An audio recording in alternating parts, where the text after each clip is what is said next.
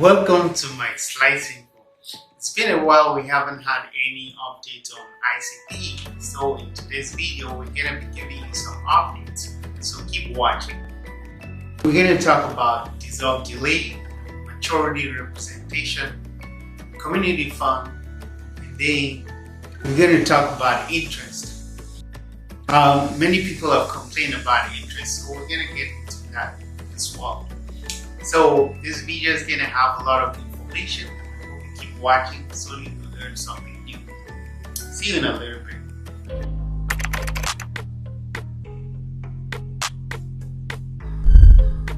So first, let's talk about our dissolve delay. And as we already know, dissolve delay is the time that it takes to stake your ICP.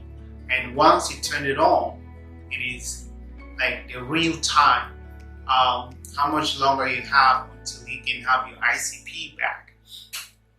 Now, if you're staking your ICP for, let's say, 8 years, that means you need to start your dissolve delay. You should turn it on right away if you want to have it in 8 years. If not, you're gonna after 8 years, you're gonna have to wait another 8 years to have your ICP back.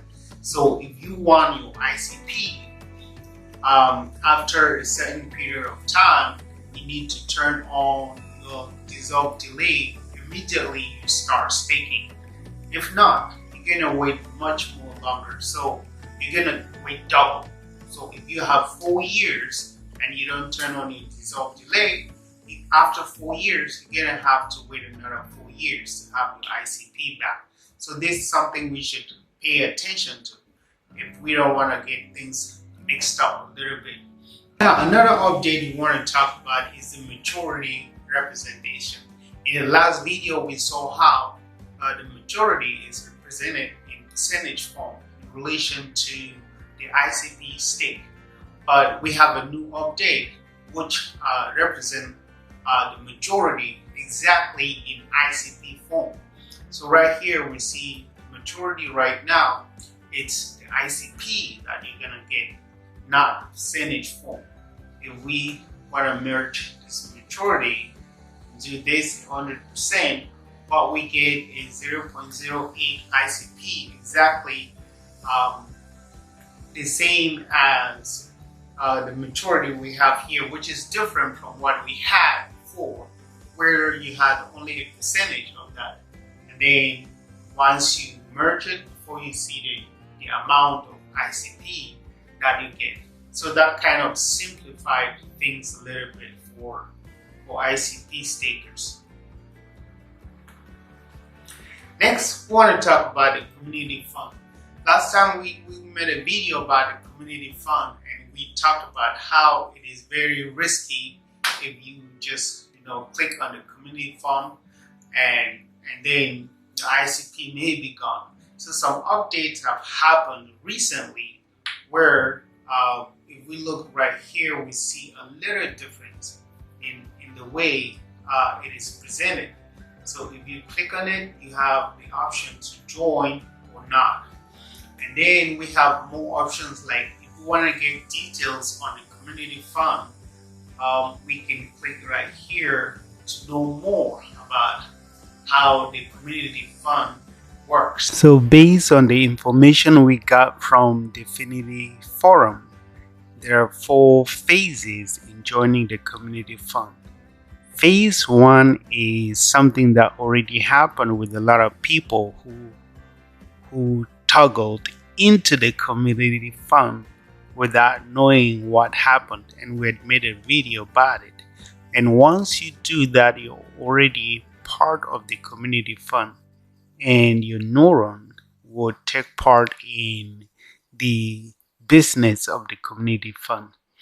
And another important information to note is only the maturity of the neuron is being controlled by the community fund, and the majority here, or maturity here, we mean the reward from your staking is what will end up being invested in the project and not your ICP itself, not your staked ICP itself. So that's a little information to take note.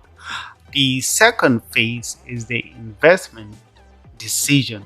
Via a new NNS proposal category community fund, all CF neurons can vote on proposed investment decisions. So once you join this community fund, there's gonna be vote just like the voting we have right now to earn rewards. Something like that is gonna happen in the community fund, and then that's how a decision would be made regarding what project to invest in and how much should be invested in this project. And the third part, or the third phase, is maturity conversion. At this point is a point where all the maturity, or in other words, all the rewards of the neurons are converted to ICP 1:1, and then invested in the project. So based on the amount that is needed for the project, for instance, 10K is needed for a project, this will be shared among all the neurons, and then based on the amount of the majority or maturity each neuron can provide, and then you will receive at the last stage, the fourth phase, each neuron will receive a reward, and then there's a swap ICP, initial swap transaction. The ICP derived in the previous step enters the SNS swap canister, and here take note, SNS is service nervous system, and that's the part where it goes into the projects, the projects that are being carried out, and then each neuron, which is you or me, would get some rewards back, which could be some tokens or whatever, which you can stake. So that's it about the community fund. Now let's go over to the reason why the rewards fell 50%.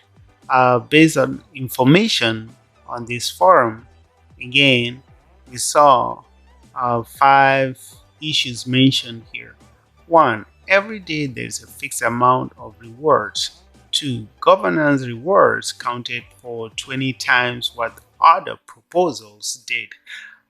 This means that if you were voting on governance, you had more rewards than any other vote.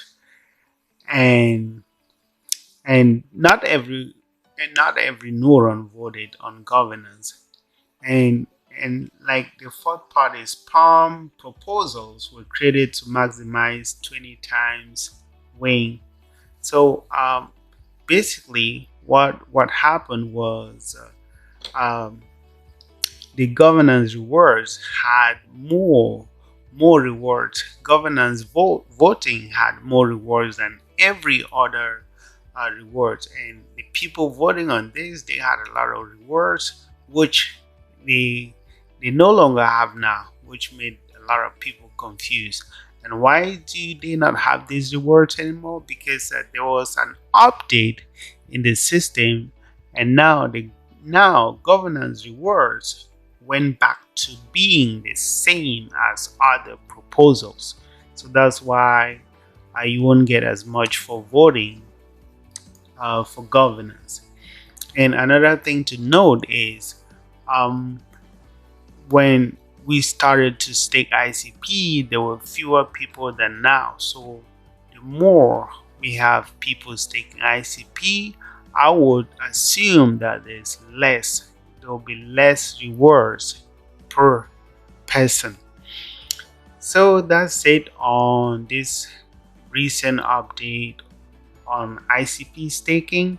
I hope it was helpful and educative, and if it was, don't forget to subscribe, stay connected so we can bring you more slices in our subsequent videos. Thank you for watching, and see you again in my next slice. Bye bye.